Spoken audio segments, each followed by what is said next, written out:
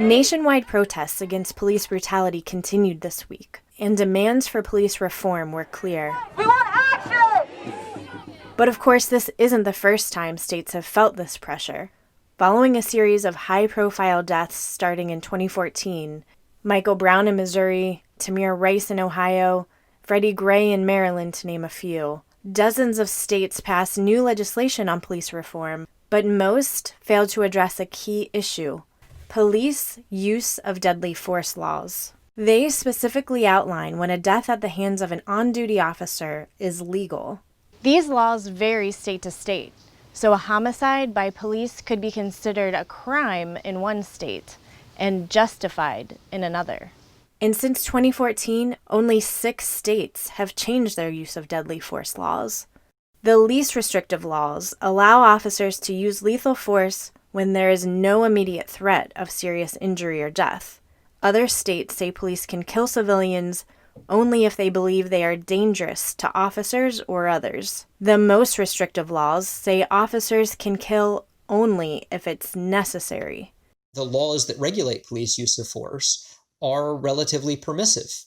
Officers are expected to use force as part of their jobs. They are empowered and authorized to use force as part of their jobs. So the mere fact that an officer uses force or even kills someone is not by itself enough to establish a criminal violation. So prosecuting police officers is a tough row to hoe from the very beginning.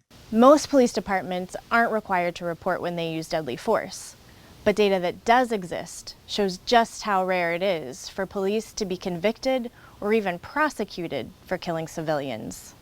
According to the research organization Mapping Police Violence, at least 7,437 people were killed by on-duty police officers between 2013 and 2019. During that time, 62 officers were charged. 14 were convicted of a crime. We need change. We need change in the laws, and the time for change is now. Since the death of George Floyd, there's renewed momentum across the country to change use of deadly force laws, especially in Minnesota, where lawmakers are calling a special session to address reform. We have laws, quite frankly, that are there that protects bad cops.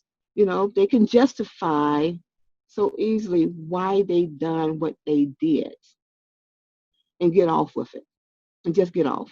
And so we really want to try to move legislation that gets to the root causes. I have been talking to my colleagues about passing meaningful policy reform so that no law enforcement officer gets off with killing one of us again.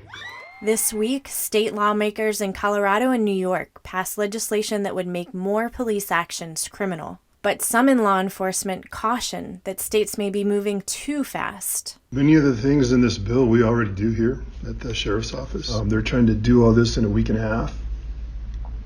And there'll be some consequences that over time will have to probably be revisited. But historically, changing use of deadly force laws has been slow. In California, one of the oldest laws on the books, from 1872, was just changed last year.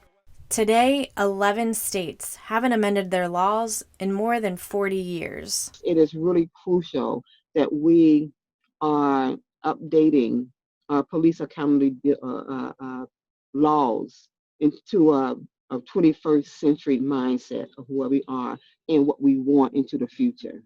Carrie Cochran, Newsy.